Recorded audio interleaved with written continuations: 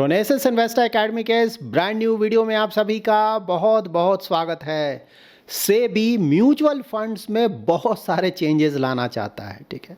और as a mutual fund investor हमें पता होना चाहिए कि वो चेंजेस कौन कौन से हो सकते हैं। ऑफ कोर्स चेंजेस आया नहीं है, अभी सेबी ने ड्राफ्ट सर्कुलर इशू किया है जिसमें कि पब्लिक अपना ओपिनियन दे सकता है। तो अगर आप भी चाहें तो सेबी जो चेंजेस प्रपोज कर रहा है उसके बारे में अपने व्यूज सेबी के साथ बांट सकते हैं, बता सकते हैं कि भाई आपको ये पसंद आया नहीं आया या फिर क्या चेंजेस आप चाहते हैं। ऑफ कोर्स मैं वो भी दिखाऊंगा कि आप अपने व्यूज सेबी को कैसे दे सकते हैं। इन्फॉर्मेटिव वीडियो है, पूरा देखें, अच्छी तरह से समझे, पसंद आए तो लाइक और शेयर करें। पहली बार हमारे यूट्यूब चैनल पे आ रहे हैं तो चैनल को जरूर सब्सक्राइब करें। यहाँ पे देखिए draft circular for public comments SEBI का, ठीक है। तो यहाँ पे कुछ इंपॉर्टेंट पॉइंटर्स मैं आपको बता देता हूँ क्या क्या है। तो कि ये इंपॉर्टेंट है 2.2 mutual fund industry has grown significantly both AUM and investor participation. This surge has accompanied by evolving investor preferences, diversification of asset allocation strategies and emergence of new investment avenues, REITs and InvITs। तो ये proposal में आपको दिखेगा almost सभी जगह बोला जा रहा है कि REITs और InvITs में एक्सपोजर लिया जा सकता है। ऑफ कोर्स आगे आपको क्लैरिटी मिलेगा।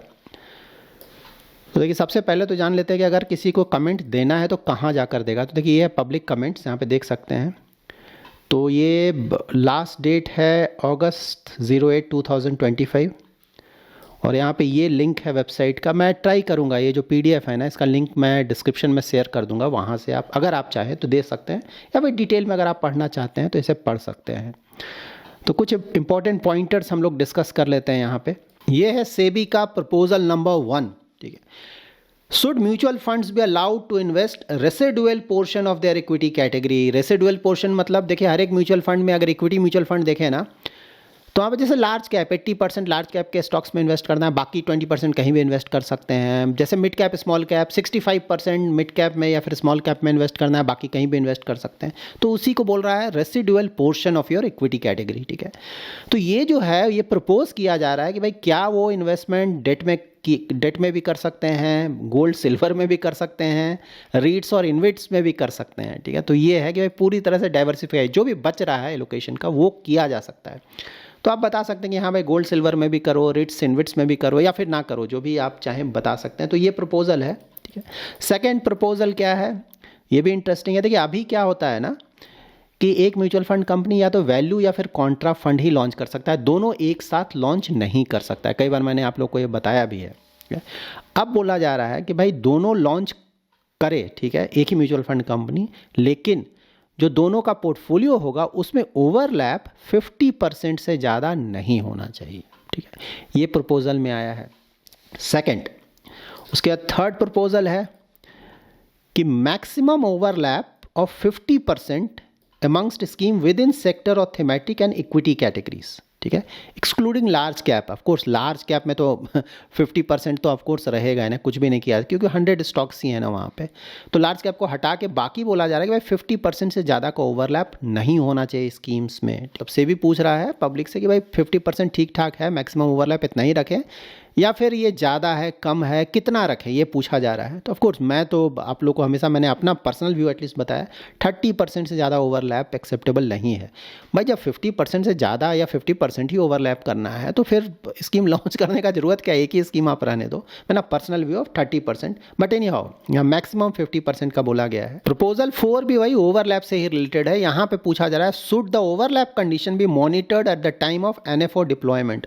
अगर कोई NFO आता है, वो जो पैसा शुरू में अपना डिप्लॉय करता है, इन्वेस्ट करता है, वहाँ भी क्या ये मॉनिटर किया जाए और फिर of course at the time of deployment check किया जाए। उसके बाद आप सेमी एनुअल बेसिस पे मंथ एंड पोर्टफोलियोज का ये भी ओवरलैप चेक करें। तो इसके बारे में व्यूज़ पूछा गया है। उसका ये तो इक्विटी का था। अब डेट पे देखिए, डेट के बारे में क्या क्या बोला गया है, तो ये भी इंटरेस्टिंग है। तो यहाँ पे देखिए डेट में प्रपोजल नंबर 5 है। प्रपोजल 5 में बोला गया है कि देखिए अभी बहुत सारे डेट फंड्स में आप देखते हैं ड्यूरेशन वर्ड यूज़ किया जाता है, ठीक है ना। तो बोला जा रहा है क्या भाई ड्यूरेशन की जगह टर्म यूज़ करें क्या, मतलब ड्यूरेशन से क्या कन्फ्यूज़न होता है, इससे टर्म अगर यूज़ करें तो अच्छा क्लैरिटी मिलेगा क्या। प्रपोजल 6 से आपको ये समझ में अच्छी तरह से आएगा। जैसे अभी कैसे होता है, लो ड्यूरेशन फंड नाम है ना फंड्स का डेट में, तो बोला जा रहा है क्या इसको चेंज करके अल्ट्रा शॉर्ट या फिर शॉर्ट टर्म फंड रख दिया जाए, ठीक है। इससे क्या इन्वेस्टर्स को अच्छी क्लैरिटी मिलेगी, ठीक है। तो ये पूछा जा रहा है कि ड्यूरेशन को क्या हटा दिया जाए, उसकी जगह टर्म वर्ड यूज़ किया जाए। तो इस पर भी आप अपना व्यूज़ दे सकते हैं।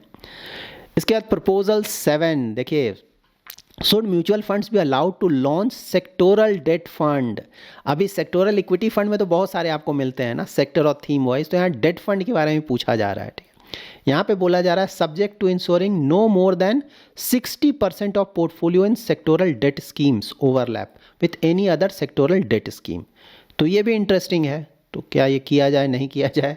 उसके बाद proposal number 8, should mutual funds be allowed to invest the residual portion of their debt category. यहाँ भी जैसे इक्विटी मैंने बताया था ना रेसिडुअल पोर्शन, उसी तरह से यहाँ भी डेट में भी बोला जा रहा है कि जो रेसिडुअल पोर्शन है क्या उसे रीट्स और इन्वेट्स में इन्वेस्ट करने का परमिशन दिया जाए, ठीक है। रीट्स इन्वेट्स सभी जगह इन्होंने डाला है, आगे हाइब्रिड में भी आप देखेंगे है, ठीक है। तो इक्विटी डेट हाइब्रिड सभी जगह वो चाहते हैं।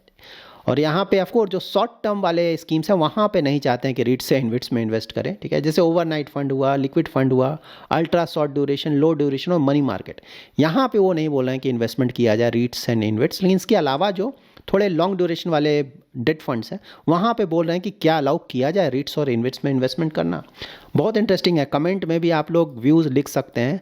तो अगर मैंने सेबी को अगर मैं अपना व्यूज़ दूंगा तो ऑफकोर्स मैं इंक्लूड करूंगा आपके व्यूज़ का, कमेंट में ज़रूर मेंशन करें कि चेंजेस होने चाहिए कि नहीं। प्रपोजल नंबर 9 भी इंटरेस्टिंग है, should the name of debt category schemes include duration of the fund, ठीक है। ये कारण क्या ड्यूरेशन भी इंक्लूड किया जाए, लाइक ओवरनाइट फंड होता है ना, तो क्या ओवरनाइट फंड के साथ 1 डे भी इंक्लूड किया जाए क्या, क्योंकि इनका आपको पता है ना वैसे ही ओवरनाइट फंड्स वैसे फंड्स होते हैं तो सिर्फ 1 डे रेसिडुअल मैच्योरिटी वाले डेट इंस्ट्रूमेंट्स में अपना इन्वेस्टमेंट करते हैं। उसी तरह से मीडियम टर्म फंड हुआ तो क्या यहाँ पे टेनर भी मेंशन किया जाए क्या, 3 to 4 ईयर्स। ये भी ठीक है, मतलब थोड़ा ऑड लगेगा लेकिन एटलीस्ट इन्वेस्टर्स को क्लैरिटी मिलेगा कि भाई किस इन्वेस्टमेंट होराइजन के लिए ये फंड सूटेबल है। मतलब वैसे लोग जिन्हें आइडिया नहीं उसके लिए तो बहुत अच्छा है, ऑफकोर्स देखने में थोड़ा और ज़रूर लग सकता है लेकिन हाँ कन्वीनियंट होगा, मतलब वैल्यू एडिशन तो होगा अगर ऐसे किया जाए। अब देखिए हाइब्रिड फंड में क्या क्या प्रपोजल है, तो हाइब्रिड फंड के लिए ये देखिए प्रपोजल नंबर 10 है, should arbitrage fund category scheme be allowed to take exposure in debt instruments only in government securities which have maturity of less than 1 year. यहाँ बोला आर्बिट्राज जो फंड्स हैं उन्हें क्या गवर्नमेंट सिक्योरिटीज़ में इन्वेस्टमेंट अलाउ किया जाना चाहिए। Proposal number 11, net equity exposure and arbitrage exposure be mandated between 15 to 40% in equity savings scheme. कल मैंने हाइब्रिड फंड पे एक डिटेल वीडियो पब्लिश किया था ना, तो अगर आपने देखा होगा तो ये सब समझ में आपको आ रहा होगा। आर्बिट्राज फंड या फिर इक्विटी सेविंग्स स्कीम, इसके बारे में मैंने डिटेल में बताया था। तो यही बोला जा रहा है कि भाई क्या इक्विटी सेविंग्स स्कीम में जो नेट इक्विटी एक्सपोजर और आर्बिट्राज एक्सपोजर दोनों को मिलाकर 15 to 40% का एक्सपोजर दिया जाए क्या। अभी इक्विटी सेविंग स्कीम में रूल ये है कि नेट इक्विटी एक्सपोजर ना बिटवीन 15 to 40% होता है और ओवरऑल जो इक्विटी एक्सपोजर है मिलाकर नेट इक्विटी एक्सपोजर और आर्बिट्राज दोनों मिनिमम 65% होना चाहिए। इसीलिए तो हमें इक्विटी टैक्सेशन का एडवांटेज यहाँ मिलता है। तो यहाँ बोला जा रहा है कि मतलब जो मुझे लग रहा है पढ़कर कि इन दोनों को मिलाकर 15 to 40% अगर ऐसा होगा तो ऑफकोर्स वहाँ पे फिर इक्विटी टैक्सेशन का बेनिफिट यहाँ नहीं मिलेगा। But any how I hope कि मैं जो समझ रहा हूँ वही चीज़ लिखा गया है, तो अगर ऐसा होगा तो फिर वहाँ पे वो इशू आएगा, तो इस पर व्यूज़ मांगा गया है।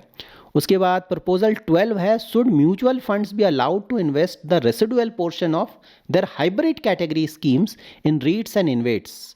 यहाँ पे भी वही चीज़ है ना, बोला जा रहा है कि हाइब्रिड में भी क्या रीट्स और इन्वेट्स में इन्वेस्टमेंट का अलाउ किया जाए। और यहाँ पे ऑफकोर्स एक्सेप्ट बोल रहे हैं कि डायनेमिक एसेट एलोकेशन और आर्बिट्राज फंड में नहीं किया जाए लेकिन दूसरों में अलाउ किया जाए, ठीक। तो ये भी इस पे व्यूज़ आप दे सकते हैं। उसके बाद सॉल्यूशन ओरिएंटेड स्कीम्स पे पूछा गया है, जैसे जो रिटायरमेंट फंड होते हैं ना या फिर चाइल्ड रिलेटेड फंड्स, उसको हम solution oriented mutual fund scheme बोलते हैं। तो वहाँ पे यहाँ पे ऑफकोर्स 5 ईयर का लॉक इन होता है इस तरह के फंड्स में। तो यहाँ पे पूछा गया है proposal 13, should mutual funds be allowed to offer different type of schemes in solution oriented category offering a different mix of equity and debt. Is asset allocation stated above appropriate for solution oriented, मतलब पूछा जा रहा है अभी जो फिलहाल schemes हैं उसके अलावा भी दूसरे स्कीम्स लाया जाए क्या, और फिलहाल जो कुछ चल रहा है क्या ठीक है, इसके बारे में पूछा गया है। प्रपोजल 14 है, should mutual funds be allowed to invest residual portion of their solution oriented scheme in REITs and InvITs. यहाँ भी वही चीज़ है, बोला जा रहा है कि भाई जो यहाँ भी है बाकी का पोर्शन वो क्या रीट्स और इन्वेट्स में इन्वेस्ट किया जाए। यहाँ भी ऑफ कोर्स एक्सेप्ट बोला जा रहा है retirement fund hybrid and children fund hybrid, ठीक है। तो यहाँ है, उसके बाद एक और है अदर कैटेगरीज। अदर कैटेगरीज में होता है index fund, ETFs, fund of fund, overseas, domestic और life cycle fund of funds. तो यहाँ पे है प्रपोजल नंबर 15, बोला जा रहा है कि should mutual funds be allowed to offer solution oriented life cycle funds of funds with a target date in structure as stated in draft circular. बोला जा रहा है एक पर्टिकुलर टारगेट डेट के साथ क्या लाइफ साइकिल, मतलब टारगेट डेट का मतलब यहाँ देखिए ऊपर इन्होंने एक्सप्लेन किया है, लेकिन इस तरह का देखिए टारगेट डेट रिटायरमेंट के लिए जैसे है तो 10 ईयर्स, 15 ईयर्स, ठीक है। Investment in equity fund for first 4 years, उसके बाद investment in hybrid funds next 3 years, उसके बाद इन्वेस्टमेंट इन डेट फंड्स लास्ट 3 ईयर्स। इस तरह का बोला जा रहा है कि क्या इस तरह का फंड लाया जाए, इस पे व्यूज दे सकते हैं। उसके बाद proposal 16, should mutual funds be allowed to offer solution oriented life cycle fund of fund with a lock in for other specific goals like housing, marriage, बहुत सारे गोल्स होते हैं, क्या उसके लिए फंड लाया जाए और वहाँ पे भी क्या लॉक इन लगा दिया जाए। और प्रपोजल 17 है, should mutual funds be allowed to offer solution oriented life cycle fund of fund with different lock in period like 3 year, 5 year, 10 year. इस पे भी आपको व्यूज़ देना है कि लॉक इन वाले लाए जाएँ फंड, ठीक है, और कितना लॉक इन होना चाहिए। तो और इसके नीचे भी बहुत इंटरेस्टिंग है, इसके बारे में आपको जानना चाहिए, ठीक है। Proposal 18, should mutual funds be allowed to offer additional scheme in existing scheme category. ये बहुत इंपॉर्टेंट है। देखिए अभी रूल क्या है ना कि एक म्यूचुअल फंड कैटेगरी में आप एक ही स्कीम ला सकते हैं, ठीक है। जैसे फ्लैक्सी कैप में एक म्यूचुअल फंड कंपनी सिर्फ एक फ्लैक्सी कैप फंड का ही फंड ला सकता है। अब बोला जा रहा है कि क्या 2 फंड अलाउ किया जाए, ठीक है। तो जैसे 2 फ्लैक्सी कैप फंड एक ही म्यूचुअल फंड कंपनी लाएगा, 2 large cap, 2 mid cap, 2 small cap, अभी सिर्फ एक ही अलाउड है। तो ये पूछा जा रहा है क्या अलाउ करें। यहाँ पे सेबी ने ये भी बोला है कि अगर एडिशनल स्कीम आप लाते हैं ना एक ही म्यूचुअल फंड कैटेगरी में, तो देखिए यहाँ पे 5 ईयर्स आपको जो एग्जिस्टिंग स्कीम है कैटेगरी का उसको 5 ईयर्स कंप्लीट कर लिया होना है ना। पुराने फंड हैं तभी आप दूसरा स्कीम ला सकते हैं। ऐसा नहीं कि एक स्कीम आपने लाया एक कैटेगरी में फिर से दूसरा ले आया, ऐसा नहीं। कम से कम 5 ईयर्स कंप्लीट करना होगा तभी दूसरा स्कीम ला सकते हैं। और साथ ही AUM जो है वो 50,000 करोड़ से बड़ा होना चाहिए। उसके बाद प्रपोजल नंबर 19 में बोला जा रहा है, should the term fund in the scheme name change to scheme.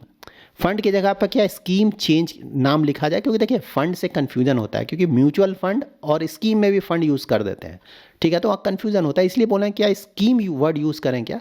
जैसे लार्ज कैप फंड अभी हम बोलते हैं, तो क्या लार्ज कैप फंड की जगह पे हम लार्ज कैप स्कीम बोले, लार्ज कैप स्कीम या फिर मिड कैप स्कीम।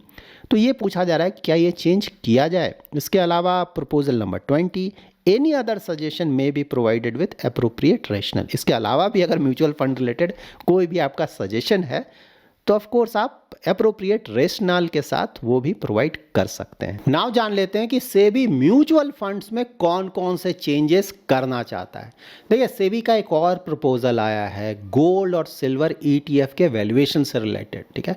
अभी ये जो वैल्यूएशन का मेथड है बहुत ज़्यादा कॉम्प्लिकेटेड है, ठीक है। अभी क्या होता है कि जो लंदन मतलब LBMA London Boolean market association ना, उसके रेट के आधार पे यहाँ का रेट डिसाइड होता है। तो वहाँ पे ना जब भी मैं आपको गोल्ड या सिल्वर का रेट बताता हूँ ना तो बोलता हूँ ना $US पर ऑन्स, तो अभी उसके रेट के आधार पे होता है। तो बहुत कॉम्प्लिकेटेड इसलिए है कि पहले वो ऑन्स है तो उसको आप ग्राम में कन्वर्ट करोगे, $US को इंडियन रुपी में कन्वर्ट करोगे, उसके बाद उसको आप एडजस्ट करोगे ना कस्टम ड्यूटी टैक्सेस से, उसके बाद प्लस माइनस होगा डोमेस्टिक प्रीमियम या डिस्काउंट, अलग अलग म्यूचुअल फंड कंपनी अपने अनुसार करेंगे।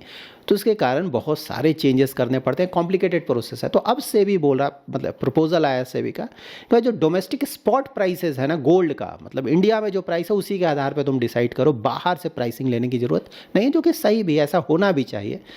तो यहाँ पे सेबी ने बोला कि MCX हो गया, आपको पता ही होगा MCX स्टॉक एक्सचेंज है, और साथ ही IBJA Indian Boolean and jewellers association, उनका जो ना फिजिकल गोल्ड या सिल्वर का प्राइस है ना वैल्यूएशन है, उसके आधार पे AMCs को बोला जाएगा। प्रपोजल अभी हुआ नहीं है कि भाई इसके आधार पे आप रेट को डिसाइड करो, वैल्यूएशन को डिसाइड करो। So that's it in this video. अगर आपको ये वीडियो पसंद आया है तो जरूर लाइक एंड शेयर करें। पहली बार हमारे यूट्यूब चैनल पे आ रहे हैं तो चैनल को जरूर सब्सक्राइब करें। Thanks lot for watching.